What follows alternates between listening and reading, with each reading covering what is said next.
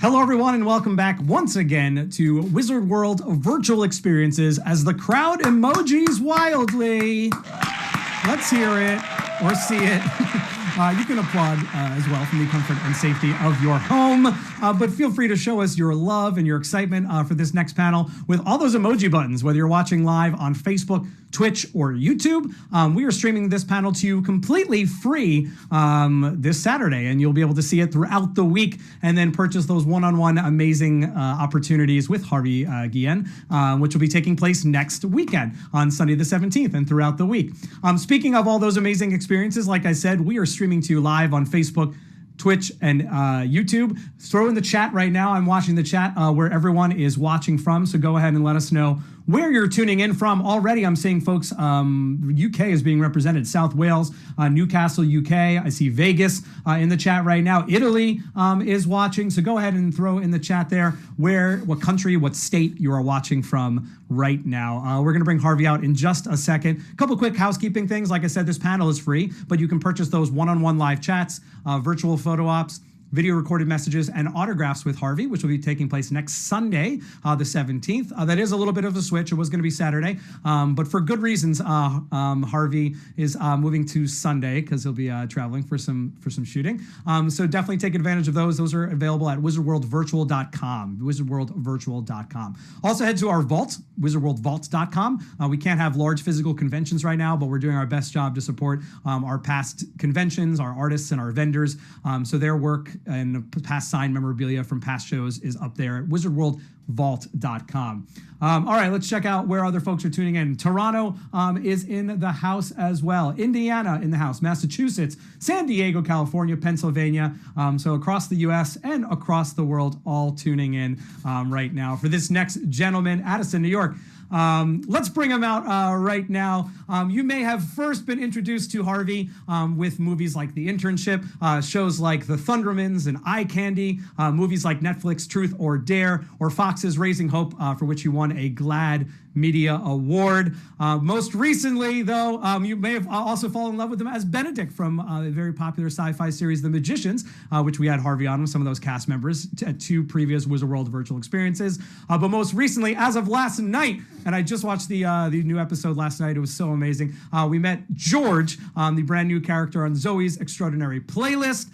He is in the upcoming movie Werewolves Within, but he is our favorite familiar from What We Do in the Shadows. His name is Guillermo de la Cruz. Please give it up for Harvey Guillen. Hooray! Wow, that was quite an intro. That was a really cool intro.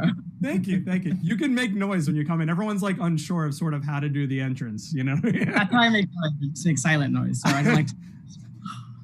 I love it. You kind of like vogued in, you know what I mean? Yeah. Oh my gosh, Harvey, thanks so much for being here. You had a hilarious post the other day on Twitter about being returning to lockdown with that like Guillermo gif of like him just like locking things down and battening the hatches. You were supposed to be back filming now, but you're still at home. Tell us a little bit about, again, sort of where you're at right now and how excited you are to get back to filming. Yeah, so I'm safe and sound at home. There's a lot of moving parts, especially what's going on around the world. So we just, the schedule got shifted, so we should be shooting pretty soon. So we have to go to the location and quarantine, which is safe, and everyone should be. I think we're the only country that doesn't do that, which is surprising to me, that America just like, come on in, yeah. So like, oh, I came from a really, like, no, you don't need to quarantine, just come on in. Which is so weird, because when I was shooting Zoe's in Vancouver, I felt so safe, and like, you get, tested twice a week for, or every other day for, shooting, and you can't step on set unless you've been checked off by your physician, and so it's really, well structured. And also they made quarantine when you arrive in Canada, which is why, they have it more under control, I think. And so, yeah, we're just doing that safely. And sure enough, soon enough, we'll be shooting in Toronto again. And I'm excited for season 3. Yeah, that's so awesome. I mean, I know we are, and I was thinking about it last night. With everything that's going on in the world, it's just so nice to have some new entertainment content out there. To have a nice little escape, you know what I mean, from everything, and also to reflect on sort of things that are going on in the world. And so that was why I was so excited to get the first episode of Zoe's Extraordinary Playlist last night. And I don't know how I missed it. I didn't realize that you were going to be featured on this until like the last few months when they announced you. George, such an amazing character. We talked a little bit about him prior to this, and you get the heart song of the season premiere, which was so fun. Melissa Manchester's "Don't Cry Out Loud." Talk a little bit. I said this to you before. Seeing your eyes performing on the show, it felt like you were like in your element. That you were so happy to be part of like this kind of musical theater world that's being played so well on a TV show. What was it like to shoot Zoe's, and how excited are you about this upcoming season 2? Yeah, it was super fun. I almost wasn't able to do it, actually. Funny story. Oh my gosh. Schedule-wise, we were supposed to start shooting Shadows earlier in the summer, and it was to last minute. So they had come and asked if I would be interested in going out for the part. And I was really interested because I went to school for musical theater, and a lot of people don't know that, but I went to school for musical theater. Nice. And so I was like, oh, that's cool. I've never done it, for TV and film. So that'd be a nice change for a bit. And my schedule wouldn't allow it. Like, it was like I was supposed to be, that's the exact same time. We were supposed to be in Toronto already. And they came and they asked, and I said, no, we can't. So we said no once. And they came again. They're like, are you sure the schedule won't allow? And it's like, we don't think it will allow. And then at the last minute, I think it was like their time, the creator, Austin, like, he was just like, we tried one last time. Like, at the last minute, we tried one last time to check in and see if schedule-wise. And what do you know it, things shifted and schedule, and like, the team had some conflicts in scheduling and whatnot. So everything shifted at the last minute. And at the last minute, I think I got like the call like on a Thursday or something, and it was like, oh yeah, you can do it. And then I had to be on a flight like on a Friday night or something. Oh my gosh. So really last minute, and it worked out, and it was nice because it was, something to do, on the off season of Shadows, and something that's totally different than Guillermo, because Guillermo, everyone's like, is it just Guillermo going on and doing Zoe's? I was like, no, it's a different character, which is fun. And the whole thing about musical theater is that, George just oozes this energy of like peppiness and like happiness and like, musical theater. Like, when you watch a musical, it's always usually like, it's like, oh, very musical theater. It's like to the back row and over the top and big. And so for George, I got to play that. With Guillermo, he has certain character traits that are similar to George, but he's more subtle. Like, Guillermo's more grounded and he's more subtle, and he gives you more with just a look to the camera, Guillermo does, than George. George will give you the whole face, George doesn't. He's not subtle. So it's really nice and exciting to see where everyone gets to see this character play out this season. The cast is amazing and so welcoming, and so awesome. Working with Gene and everyone was just a dream. They're all wonderful. We can't wait to see, and I love episodic TV where it doesn't all come out at once. We get to like still get excited for next week. There's nothing wrong with those binge shows and the Netflix shows and things, but it's exciting to see one after the other and sort of get ready for the next episode. You joked around about, because sometimes when some of the other characters on the show start singing, it's sort of, you're like, oh man, this is like a surprise that's coming out of, but George, you knew he was going to be singing the heart song like right off the bat.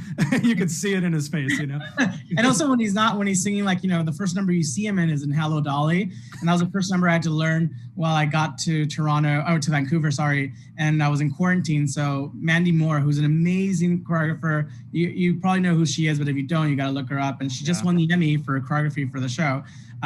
Was so sweet and kind to just like message me. It was like, hey, this is going to be a dance. So she sent me a video of the dance so I could learn it while in quarantine, because right as soon as we're done with quarantine, you go straight to rehearsals, and you get like one rehearsal and then you put it up on its feet and you film it. It's really quick. As opposed to a musical when you do it on a stage production or on Broadway or something, where it's like you'll have rehearsal for a couple of weeks and, or even months, and then you put it on. Here it was like, here's your dance. We're filming it tomorrow, which is nice, and it keeps you on your toes. And I haven't done that since college, so I felt like my musical theater days coming back, and it was really nice. It was fun. Well, that's kind of part of the fun of the show, is that raw nature of feeling it like it's spontaneous always, that these musical numbers aren't like being well practiced, like you said, like months in a hand, that everything's just like people are spontaneously busting out into song and dance. Yeah. And you feel that with the choreography and the direction. And it's a credit to the show. Zoe's Playlist, at Zoe's Playlist, which I'm sure is a Zoe's Playlist fan group. So thanks for being here, Zoe's Playlist, said, what do you hope? And we don't want spoilers on the series, obviously, but what are you most excited about George? And what other songs do you want to see George perform? Just kicking off with our fan questions. Ooh, well, I'm really excited for everyone to see. We see George kind of how he feels and how he feels that he needs to overcompensate to fit in with the group of guys, being one of the boys, and being part of a group. So it's always hard to be the first, your first day at school, your first day on the job. Those things are always hard. So you try to overcompensate to like make everyone kind of like you, like George makes that decision. And so I'm kind of glad that we see him start that way and we see him evolve into something. And one of my favorite numbers, which I can't tell you what song it is, but it's in episode 4 coming up. Ooh, all right. And it's a really great moment with Jane and who plays Zoe. And so it's just a really cool. When I got the script and I saw what he was singing, I was like, oh yes, this is so perfect. And it's such like an icon that I love personally, that I was just like, what? I was like, no other world would I be able to like sing this song and portray and the moment and the beats and what George is feeling, and it comes across. So I'm really excited for episode 4. That's so awesome. So I mean, that's a good tease. At least we know when it's coming. Yeah. You know what I mean? And now we're all thinking of like. I didn't answer the other question. I said I jumped on the idea. But if I wanted to wish for a song for George, it probably like a duet or something. I was just talking to Alex Newell about this. I was like, I don't see a script with us doing Sweet Honey Rag from Chicago or something, so it'd probably be like something fun like that, like a Roxy and Velma duet, whether with Jane or with Alex would be great. Yeah, well, so Rip Desheo, and I apologize, watching on Twitch right now, submitted some questions beforehand, said, oh my God, you got to work with Mandy. Also said that it's they're so glad that you got to finally live out all your musical theater dreams. So fun. And they actually asked the question, what would be your dream role? And we're not gender specific. We're not going gender specific here. What would be your Broadway dream role? Yeah.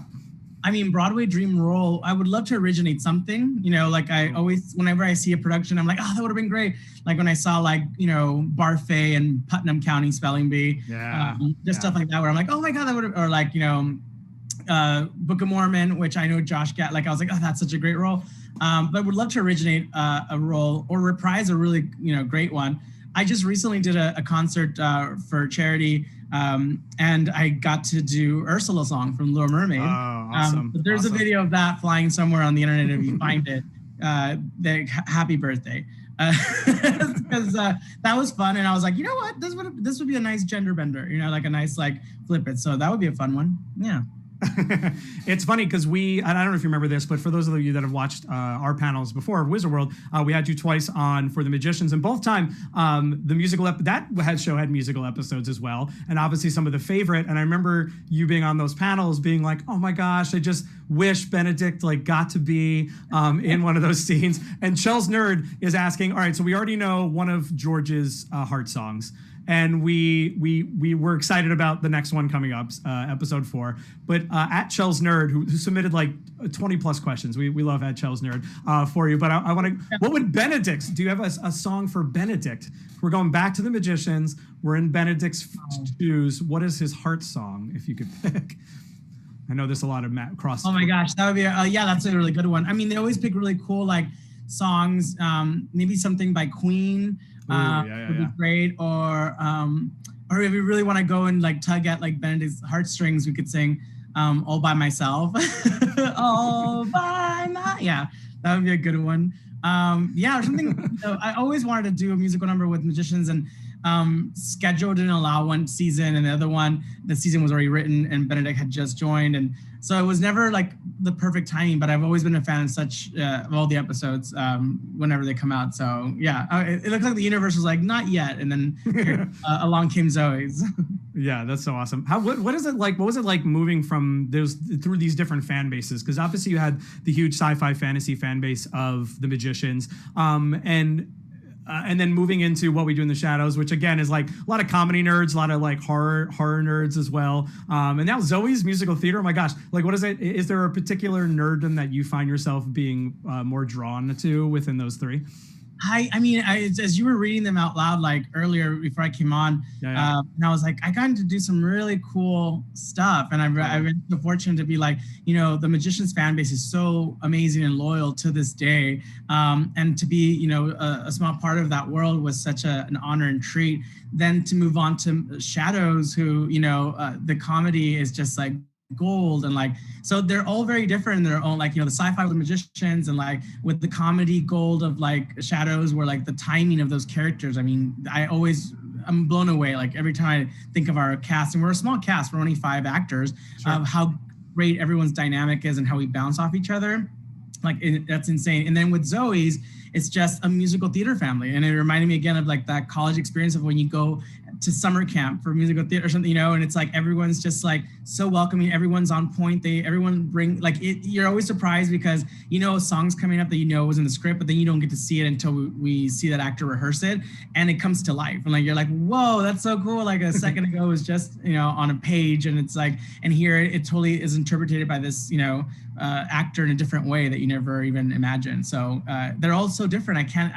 I could never. It's a real Sophie's choice. I can't anything, because and then so how lucky am I to be like a part of 3 different worlds, that are so loyal, and their fans are amazing. So thank you guys, the fans, for always. Yeah. Well, that's a great segue. I mean, we have fans of all 3 shows hanging out, right? And everyone loves you independently for all 3, but then also universally as Harvey. And we love seeing you in different things. So that's good. Yeah. Harvey Universal. That could be that's your new Twitter handle at Harvey Universal. Jeffrey Chim said, I want a What We Do in the Shadows musical episode. It's not out of the realm of. Well, we kind of had a little bit of that with Naja and Laszlo's singing, back to their singing days. Who can forget such classics as I'm Feeling Horny for Blood, which is a great single that you could probably download somewhere right now. For Guillermo, I don't know. Maybe that's a secret talent. There was a scene last season where they go to the Necromancer, and it's a community college. Yeah. And you mentioned something like, I used to take acting classes here or something. And I think got omitted for time reasons, but he did say that in the script at one point. So I don't know if they'll probably maybe he was taking a class just, to become a public speaker or whatnot. Who knows? I don't even know. I don't even know what the next season. That's a great question. Well, oh my God, so many fun things happen. I love and I know I can speak for the fans when just thinking back on some of the ridiculous things that have happened so far. Obviously, season 2 was all about building towards Guillermo taking over as vampire hunter, being the descendant of Van Helsing, and what a great season finale. Talk a little bit about the season 1 and season 2, because Rip Dasho asks, if you could choose Guillermo's trajectory moving forward, what would you have him do? But also reflecting back on the past, how fun was it to see that arc in season 2 and finally get that badass Guillermo at the end there? I mean, look, I didn't know what was going to happen with Guillermo in season 1. The actual surprise of the finale of season 1 was a surprise to me as anyone else. Guillermo could have been really a character that you kind of slept on, like the character that was like, oh, he's the, the familiar, he's the assistant, like he's just there. But it's always the people that you least expect that probably produce the most power, and like here lies this familiar who's been wanting to be a vampire for like a decade. And to find out that he has, Van Helsing blood running through his veins is kind of like, what? And a great, plot twist. And so when we started season 2, I didn't know how much we would get into that storyline, because I thought, oh, maybe they'll be like, it's in the background, we'll talk about it or whatnot. But sure enough, off the bat, he's killing vampires, from episode 1 in season 2, which is great because, really kind of showed Guillermo in a light that we haven't seen him, in a world that he's a badass, where he doesn't even know he's a badass. Sometimes we don't even know how powerful we are as human beings just by being. And so it was kind of a cool story and trajectory for season 2. And the way that it ended with the theater with the vampires and whatnot was amazing. And that whole combat scene was really cool. And we got so much positive feedback from the audience, and seeing someone that traditionally by Hollywood standards you wouldn't put as a superhero or as an action hero. And then you're like, here we are, like, here's Guillermo, he's like, he looks like me, he talks, and he's a badass, so it's kind of like it was very aspirational, I think, for people to look at someone on screen that looks more like them and is a badass. So I think that's such a cool contribution to the world of entertainment. No, 100%. And, I think that it's all summed up in his final line. My name is Guillermo de la Cruz. Like, he's accepting his heritage, you know what I mean? And also just who he is as a person, and then just goes on that killing spree, and then to see the complete juxtaposition of Nandor is like, no, you're supposed to get our laundry. I mean, it really speaks volumes. It sets us up for that, like, oh, he's still not being respected by his, his line was, I don't give a shit who you are. You do our own laundry, which just goes to show you can get all the accolade and attention and recognition for being amazing. And to some people, you will always be that same thing. It's like being a baby brother or baby sister in a family where, like, you can grow up and be an adult and do things that are amazing. And to them, you'll always be the baby brother. It's like, it doesn't matter what your life trajectory holds for you, you'll always be that. And so I think with this group of people, or group of vampires, they're not human. So it just shows that, like, they're so self-absorbed that they're like, we don't care. Like, it's like, but they do care, because that will definitely change the dynamic going forward. Yeah. What do you, again, I hate talking spoilers. I like talking more like just what are you most excited about, or, without revealing any sort of like script details, but you even mentioned you don't know much of those anyway. What are you, like, Harvey, most excited about in terms of like the trajectory of Guillermo? I really hope that, we pick up where we left off, and it's just, how does that, include him into their lifestyle? Like, what does that mean for them? Like, did they form a truce? Did they fight together? Did they go on, because the Vampiric Council, all the vampires in that room were massacred by him, but in their defense. So it was like, I'm doing this all for you. So do you get mad at the person who saved your life and pushed you out of the way of the bus? Yeah. Or do you get mad that the bus crashed into your car? It's like, which one is like, what do you say? You had to pick your battles here. So I feel I'm looking forward to seeing how that intertwines, and hopefully the writers, and I'm sure they have given, a story where we make everyone happy, of like, the audience is like, yes, that makes sense, and that totally goes with that, or a journey, like, where's the next journey they're going to go on to. And I would love to find out more history about how he got, Van Helsing blood. Like, what is that lineage from? What is that storyline? Would be great to tap into that, So that's something I would look forward to, and I'm sure the audience and fans would love to see as well. Yeah, that's a great point. The show does such a fun job of like teasing the vampires' lineage, right? And sort of like what they were in, like what wars they were in, what time period they were evolved from, you know what I mean? But we got a little taste of that with Guillermo, but not like fully. So that would be so cool to like dive into. Yeah. Sort of the history. I know that Paul had mentioned a couple of things that are kind of like out there now, like, they will be getting a dog. Which is fun. And I was like, that sounds like how does that intertwine? I'm sure Guillermo will have to end up taking care of it. Like, it's just like, a hound to protect them or whatnot. So unless he's not in the household, like, who knows? Like, it's like the ideas are just like percolating in my head now. And I'm just excited to get back to filming it. And so in a couple of weeks, I'll hopefully find out what's happening. Yeah, that's at Chels Nerd mentioned this on Twitter last night, and I responded and I was like, oh my gosh, the instant we said dog, like the vampires have a dog, I like played out the whole episode in my head and just was like laughing out loud to myself. She said we hear from Paul Sims that the vampires will be getting a hellhound next season. If you could choose the breed, which dog breed would you pick to play the hellhound? It's a fan question coming in. I mean, I mean, they'd have to be obviously like, a dog with the resume, I'm assuming, because they probably want the best. So they probably would like bring back to life Lassie or something, or the dog from Full House, Comet. Oh, you think it's like a famous dog? You think it's like a famous TV dog? I think they're better. I think we probably would be able to get Comet instead of Lassie, because I don't know if they can bring Lassie back, but I don't know if Comet's around. He might be booked, but if Comet's around from Full House, we could probably book him on the show. Oh my gosh. There was a lot of people are saying Pom in the chat right now. UV Dove says the tiniest Pomeranian. Let's play roulette. Pomeranian, please. Chels Nerd. That'd be funny. Yeah. That'd be really funny. Yeah. I had a Pomeranian growing up. I know. Rest in peace, Chico. But I literally thought that's actually really funny. A Pomeranian as a hellhound, like that. Yeah, that's good writing. Are these writers who are sending these questions? Yeah, I know. No, just Uber fans. But sometimes they're just as good. You know what I mean? People want a road trip in this new season. UV Dove and Poppy Plant said it's road trip time. The Vamps and Guillermo go to Cracker Barrel. Is another suggestion. Well, I don't think the vampires would enjoy Cracker Barrel unless Cracker Barrel changed their menu recently to have blood, which could be. I don't know. But a road trip, that sounds fun. Yeah. Turbo Shiny says the smaller the dog, the funnier it would be. I want to go back to the fight from the finale because it leads into a fan question. But when we were talking about it, Let's Play Roulette said Guillermo's fight in the finale was fire, 6 fire emojis. Juju Bean says, and we were the better for it. UV Dove says iconic. This question comes from UV Dove.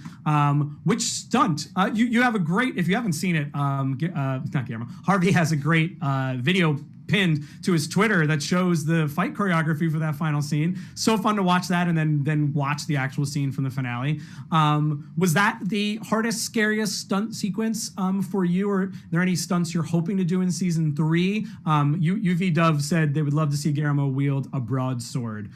So yeah, I guess reflecting back, what was your favorite stunt or hardest stunt, and then what are you excited potentially for moving forward in season 3? I think I love the stunts. That video that's pinned on my Twitter was the day I learned that stunt. So I had just learned it 30 minutes prior. So that whole routine, everyone's like, wow, that must have been like the final dress. I was like, that's the morning I learned it. Like, it was like, Tick, who's amazing, our stunt coordinator, he taught me, we took the time to learn it ahead. And so we learned it in 30 minutes. And then we did a run through, and he said, I'm just going to film it for you to see where you can clean up stuff, or the first time around is not great. Oh, so let's just film it. And then we did it. He was like, oh, wow. Because we did it in one take, and I was like, yes. So I was like, yes. Because, as an actor, sometimes, people put on kid gloves, and they're like, oh, well, they're just an actor. They're not stunt. They don't have movement. I was like, no, let's do it. Right. And so I thought of it as a dance, choreography, and it's 5, 6, 7, 8. And that's the way we approached it. And what came out was like, wow, that looks so cool. And so, if I can do it, you can do it. Call now. But I'm looking forward to any other stunts. I did most of the stunts for last season. I did all of them except for one that they didn't let me do because of insurance reasons, because it was basically my stunt person had to fall downstairs and roll and stuff, and he knows the technique and stuff. And I would have done it. I was like, that looks like, if you teach me, I could do it. No, you're not doing that one. So everything else, even flying out of a window, the 3rd story window, that's all me. I just fell backwards, and we built that set in a sound stage. And I think there's footage of me doing that somewhere online as well. But it's me falling out of the window backwards when I flipping everyone off. Nice. So I welcome all stunts. So I'm excited to see what next. Hopefully it has stunts. Hopefully it has some cool stunts, and it's not a no stunt season for Guillermo. They just completely backtrack on the whole. Yeah, I was like, it'd be silly to backtrack now and be like, no, I guess this season he's just yeah. How about the broadsword? So, you got to use a lot of wooden stakes, obviously, in that final scene. But yeah, the specific shout out was to a broadsword. How do you feel about sword wielding? I'm okay with it if I learn it. I think I take such pride in doing what people do every day as a profession, a stunt person does this every day, this is what they do, and it's a craft, and it's an art. So learning a little bit of it, it's I'm not a tap dancer, but I can learn a routine if I need to so it's I'm not a stunt person, but I can learn enough with the right people. And we're just fortunate enough to have a team of such experts that I feel completely safe. So yes, give me the swords, everything, the chainsaw, anything you want to throw, I'll juggle it. Nice. And that's a good segue. We have an Ash versus Evil Dead panel later this afternoon, Harvey. So there's the chainsaw segue. Nice job. Nice short. You mentioned the amazing cast. My God, some of the most hilarious people of all time make up your small cast on a regular basis. And then not only do we get that, but we get all of the amazing cameos. Obviously, the Vampiric Council scene from season 1, and then a lot of them return. Obviously, Jermaine, returns in season 2. What other? Comes from Jeffrey Chim, who's watching from South Wales. what other characters or actors from horror franchises would you love to appear in the show, or really just any sort of sci-fi fantasy? Do you have any sort of goal cameos or dream cameos? I mean, as characters or as just as actors? I mean, I have a list of like actors that I think would be great to come and play with us, obviously. Yeah. As characters, I feel like, we've done vampires, werewolves, witches, warlocks, ghost. So I think we're covering a lot of the supernatural. I mean, I've always said this before and I said it again, I'd love to see a mermaid. So I think a mermaid would be great, or a siren or something like that, just for my personal wants, just because I think those would be great. Who? I mean, I don't know. Like, when I keep thinking of a mermaid, I was like, maybe like Jenny Slate or something, Oh, yeah. Fun. Amy Sedaris, just, I don't know why, just because I think when I think of that character, it's like that'd be Amy Sedaris would be great. I think I'm welcome to anyone and everyone who wants to come and play on the show, because we're so lucky already to have such great cameos. Yeah, my gosh, Jenny Slate would be so. I mean, you had Nick Kroll, obviously, so there might be some connections there. And then Amy Sedaris is a comedy icon, and just not also known now for her amazing cameo in Mandalorian. So hey, it's a perfect. And you had Mark Hamill, So I mean, it's not crazy, not crazy. It's like letting us know the time to lock things in. Yeah, my gosh. Talk a little bit about Sarah Mitchell. We talked a little bit about that. You haven't gone to Toronto yet, but you're about to go back to Toronto and start shooting. You talked a little bit about Canada and just the safety there, but what's your, Sarah Mitchell wants to know what's your favorite thing just in general about Toronto, the city, shooting there. We have a bunch of fans from Canada watching, so they were just curious. Hi.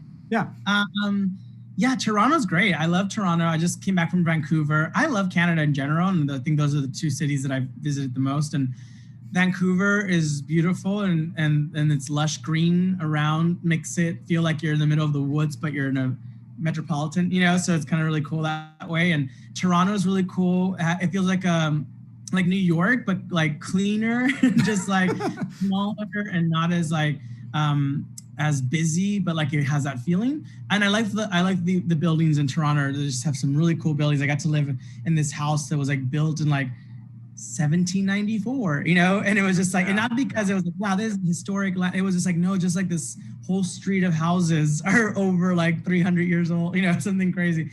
But yeah, it was really nice to just, I like the architecture of the old buildings in Toronto, and also like, when it's safe to, not that it would be anytime soon, but like when I was there, just a lot of shopping and restaurants. The food was great too. So yeah, I miss Canada. I'm looking forward to going back to Canada. Yeah, and I mean, you don't have to take us through every specific step, but what has the process been like going back to work and filming, given all the regulations and things like that? Yeah, so when I went to Zoe's, basically before you get on a plane, they test you and you get your results before you get on, and you're quarantined kind of, at home, and so you don't jeopardize the test. And then you go to the city, which for me was Vancouver. And then when you land, they're really good about, you're not supposed to come into the country unless you have a reason for being there. Sure. So, essential workers obviously are the forefront, and the plane was pretty much packed with people who were coming in to help and whatnot. So when I got into the line and through customs, and they had put down essential as my reason for visiting, they're like, "What's your reason to visit?" And I was like, "I'm filming a show here." And they're like, "Are you, a first responder?" And I was like, "No, but one could say that laughter is the best medicine," right? Step aside, sir. And I was like, got it. So it was a little bit difficult but that's so great about Canada is that like they are taking it seriously. They, and then eventually they check off like, you've been tested, you have somewhere to quarantine, you will be by yourself, you're not sharing a space with anyone. And it was so great that like to see how they had done it, what made me like, oh, it's doable. Like we should be able to do this in America. And we're not. We're not doing it, but we should be doing it because that seems to be working. Like they do it in New Zealand, they do it in Canada, and we're the only country that apparently is like, come on in. You have a cold? Who cares? You have a fever? No worries. I think we should change that. I think we should definitely. So I can speak for myself since I've gone through it. I can vouch for the way that it's being done over in other countries, and I think we should do it. I think we should do it here in America. Yeah, I was gonna say, and I know I speak from the fans. I mentioned this up top. We're so excited for new content. You know what I mean, and new entertainment. But we also wish the cast, the crew, the writers, the actors, safe. All our best wishes and health. So be safe up there. Harvey, we want to do it. We want to create content for you guys, and something to remind ourselves is during this whole pandemic is that the first thing people ran to when we were quarantined was entertainment. You went through all your Netflix, you went through all your shows that you haven't seen, or you binged your favorite shows over again, because as we've shown in the past, even with the Great Depression, people run to entertainment for an escape. So our contribution as artists, my contribution as an artist, is to provide content for you to escape for a few minutes, and if that's my contribution, then I'm good with that, because I'm not a first responder and I didn't go to medical school, but what I can do is contribute that. And if you guys are patient, I know it's been a long year and last year and going into this year, but if you're patient, the content's coming, but we want to do it safely, just for you guys. No, and I think, like you said, what entertainment does do is as important. It gives the first responders a break, right? And it gives those people that are struggling with different things going on a little break, and that's super important for mental health, And so we appreciate you for doing that. I know I speak on behalf of all the fans and just say thank you for providing that, because even something like this, we're distant, we're apart, but you've got fans watching from all over the U.S., Canada, Europe, tuning in right now, and South Wales. South Wales, appreciative of you being here. So thanks again. This kind of leads in. You sort of touched on it a tiny bit just in a second, but Kaylee Kane actually asked, after the year we've been through and what's going on, is there one thing that you've learned to appreciate more? And shout out to her boys Jack and Maddie, who are big fans watching as well. But Kaylee just was curious about you, Harvey. Is there something you've taken away from this whole past year? Yeah, that it's family and friends and relationships that matter the most, and so we all want to go on trips. I miss traveling. I'm fortunate that because I'm performing, that I get to at least leave the city for a little bit and go and work in a different one. But at the end of the day, what really matters is just our health and just being safe with our family. And the quarantine kind of showed that, because being separate from your family and not in the same bubble can cause a conflict because you're not in the same household. So you are kept away from loved ones, Yeah. And that's unfortunately what happened to, a lot of people, because we didn't expect this. It happened so quickly, and it was like, oh, we have to quarantine. You can't break a bubble. You shouldn't burst into other. And so what that taught me was you have to really be appreciative of the time you do have with your family, one, and two, you have to be okay to be by yourself when the time comes, and I realized that I was like, oh, actually, I'm okay being on myself. I write and but not everyone's like that. Not everyone, people need human contact and connection every day. That's just a personality that they have. I mean, for work, I get to do that all the time. I get to interact with other humans. And so having the downtime where I was just on my own was kind of like whoa, this is different. And I was like, no, yeah, I can do it. But that's not everyone, so it made me realize, oh, this must be really hard right now for people who are just jumping off the walls. So, family and health, that's all that really matters in the day, and everything else we can deal with. Yeah, and people have formed families within fandoms, you know what I mean? And I think that's been super important. And there's been a lot of connection. We're separated by this screen, but there's been a lot of connection anyway. People from around the world are now. Juju Bean says, what we do in the shadows helped me get through 2020 with some joy. Chelsea Nerd said, what we do in the shadows fandom, and the Harvey fandom in particular, has brought so many of us together. I've made so many friends through the fandom. Poppy Plant said the shadow community has really helped me out these last few months. Love all my new friends. So, I mean, my gosh, even though we're so apart and separated, there is this cool, because we're lucky enough to have this digital medium these days, there is a little bit of connection that can happen, which is super awesome. Yeah, we're still together apart, and that's kind of great, with what you guys do here, is that you bring us together and we get to talk to the fans, and even though we it'll be a second before we can do this in person and do it safely, doesn't mean that we can't check in with each other. So this is always fun. Yeah, well, we can't wait for season 3. We can't wait for the remaining episodes of Zoe's. Can you tell us anything at all? You mentioned Werewolves before, and I put a check mark in the back of my head. Werewolves Within, one of the most popular cult games of all time. We know that you've been announced to be in it. it's wrapped, right? What can you tell us about that and your excitement about that film coming up? I can tell you that we will be premiering this year at a very big event. And I can tell you that much. It's perfect. That's perfect. I just personally got the email like 2 days ago. That's awesome. From the producers and the directors and stuff, and it's like, oh, great news. And it was really great scenario. We had options. It was like a champagne problem, so we had options of premiering at different major events, and we finalized which one that is. And I can tell you that it's coming this summer. That's people are like across the world right now are just put in episode 4 of Zoe's, just very, very vague thing there, and then vague summer event, big summer event. I can't give all the secrets away. Then you have to tune in and watch it. So. No, of course. Well, and I'm sure whatever this event is also going through a lot to make sure that can happen as well. They can totally, you know what I mean? So we don't want to put any pressure there. So it's totally excited. Can't wait for that. Can I do a couple quick questions here? We're almost out of time, Harvey, and I just want to let the fans know. Don't forget, Harvey just mentioned making connections and that what we do in the Shadows fandom and the Magicians fandom and Zoe's fandom and the family. You can purchase those one-on-one chats with Harvey. They'll be taking place next weekend, Sunday the 17th. So definitely head to wizardworldvault.com and purchase those now. He also is doing video recorded messages, virtual photo ops, autographs. So whether you're watching this live Saturday the 9th or throughout the week, definitely take advantage of those.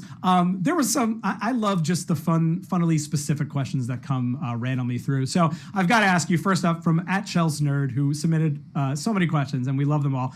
Perhaps the most hotly debated topic among Guillermo fans this season, moving into season 3, is side part, middle part, no part.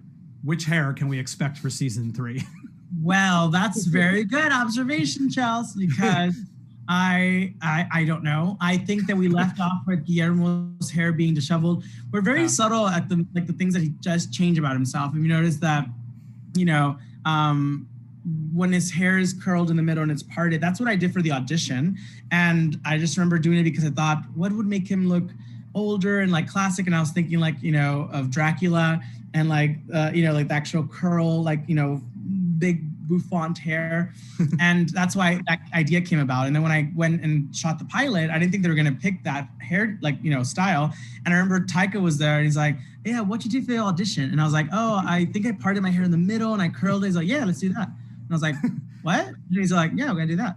And I was like, oh, okay. And he's like, and what you wear? And I was like, oh, I wore these Harry Potter glasses of the audition. I popped out their circle. Yeah, let's do that.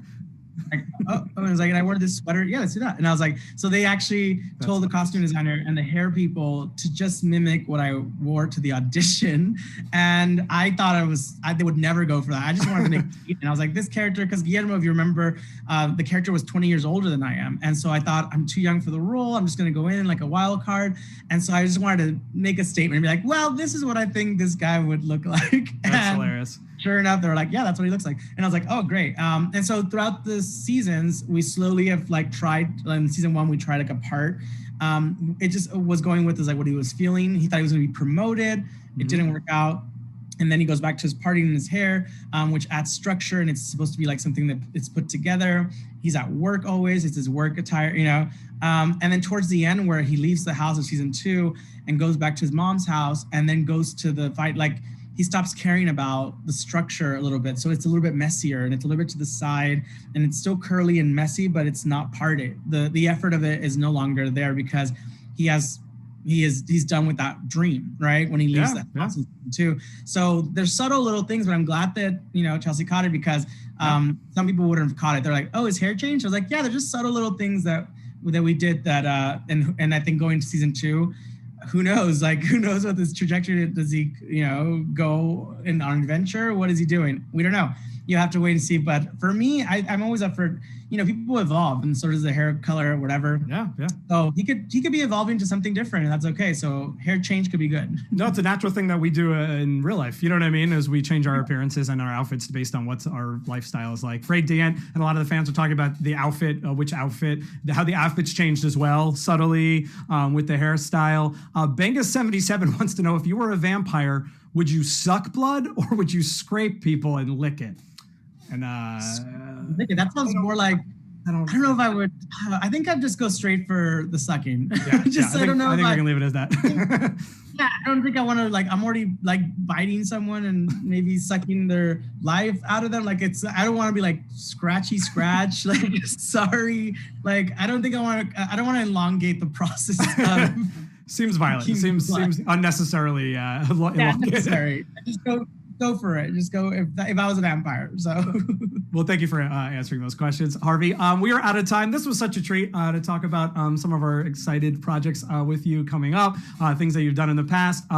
Turbo Shani says, Harvey's so sweet and responsive on Twitter. I don't have anything left to ask because you always answer them. So the fans definitely appreciate you being here again from around the world. I want to give you an opportunity just to, say goodbye, say what you will for the fans, what you're excited about in this new year. And then, just your final words for the fans watching. Yeah, I just want to say thank you so much for always supporting, the show or any project that I do. You guys are amazing, and thank you for having me here today. And I'm always looking forward to creating new content for you guys, or helping or using my platform to help organizations or charities. I've been working with the Self-Evident Project, and we, my friends and I have designed a familiar sweatshirt that you guys can actually, if you want to be a familiar, you can get one. And by doing so, you're helping the Self-Evident Project, which helps queer people during COVID pandemic. So if you want to help out, you can go to Foolish Mortals, imafoolishmortal.com, and check out the familiar sweater. I actually have it. Here's right here. So you guys can check out the sweater. And I know we designed this, so I'm really excited about it. Oh, that is amazing. And you said, sorry, say the website one more time. imafoolishmortal.com. imafoolishmortal.com. Yeah. And so cool. Yeah, that's Topher's website. And we designed it with my friend Jess. And we're really excited and just glad you get to look cool and also help during this pandemic. I'm pretty all for that. And I love using my platform for that. And thanks to you guys, I'm allowed to do that. So thank you guys to the fans for always Yay, so awesome. Again, don't forget you can purchase those paid experiences with Harvey. Those will be happening next weekend.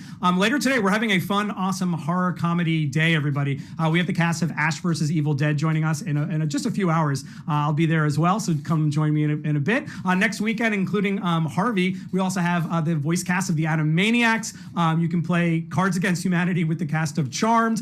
We have stars from classic sitcoms coming up. Tala Ash from Legends of Tomorrow. Chris Kattan from SNL, and Dolph Lundgren wraps up the month. So quite the range of fun fandoms, and we love connecting with all of you. So continue to follow us at Wizard World on Facebook, Instagram, and Twitter. My name is Mike G. I've been your moderator. You can follow me at Mike G Does Things. But on behalf of all the fans watching, we are so excited for episode 4 of Zoe's Extraordinary Playlist. Some random event in the summer for Werewolves Within, and whenever season 3 of What We Do in the Shadows is coming out, fall, Halloween. Thank you so much. Let's give another big round of emojis for Harvey Guillen, everybody. Bye, Harvey. Bye, fans. Thank you. 2 hours. Thanks a lot.